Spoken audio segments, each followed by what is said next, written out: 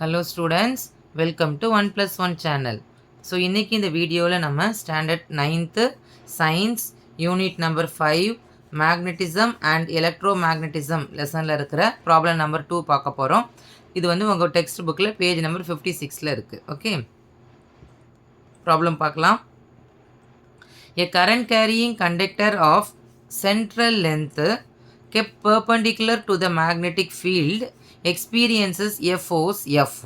அதாவது ஒரு கண்டக்டர் வந்து சென்ட்ரல் லென்த்தில் இருக்கும் போது அது பெர்பெண்டிகுலர் டைரெக்ஷனில் மேக்னெட்டிக் பெர்பெண்டிகுலராக வைக்கும் போது அதோட மேக்னெட்டிக் ஃபீல்டு வந்து ஒரு ஃபோர்ஸ் எக்ஸ்பீரியன்ஸ் ஆகுது.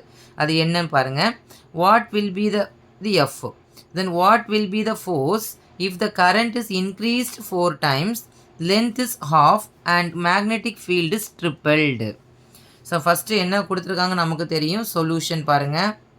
கொடுத்துருக்கிறது டைரெக்டாக கொடுத்துட்டாங்க.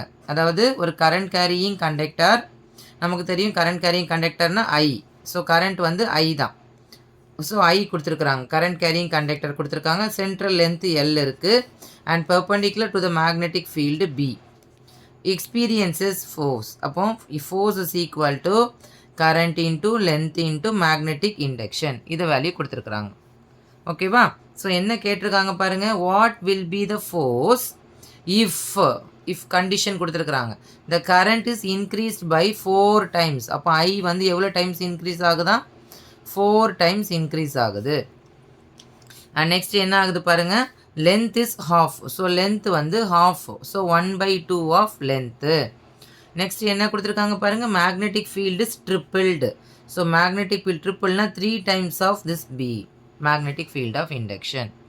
கிளியரா?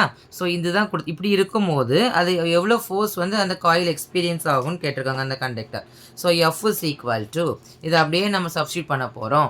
ஐக்கு பதிலாக இது, பிக்கு பதிலாக இது, அண்டு எல்லுக்கு பதிலாக சப்ஸ்டியூட் பண்ண போகிறோம். பாருங்கள், 4 into I. So I substitute பண்ணியாச்சு. இன்ட்டு எல்லுக்கு பதிலாக பாருங்கள், half times ஆஃப் 1/2 கொடுத்துருக்காங்களா. So 1/2 into length into that magnetic field வந்து 3 times of B. So 3 times of B. So இப்போ நம்ம டைரெக்டாக போட்டுடலாம். இங்கே பாருங்கள், நம்பரை மட்டும் தனியாக எடுத்துருக்கிறேன். 4 into, ஸோ இதில் வெறும் நம்பரை மட்டும் எடுத்துருக்கிறேன் பாருங்கள், 1/2. ஹியர் இங்கே நம்பர் மட்டும் எடுத்துருக்கிறேன் பாருங்கள், 3. ஸோ பேலன்ஸ் அப்படியே மல்டிப்ளை பண்ணலாம். I into L into B.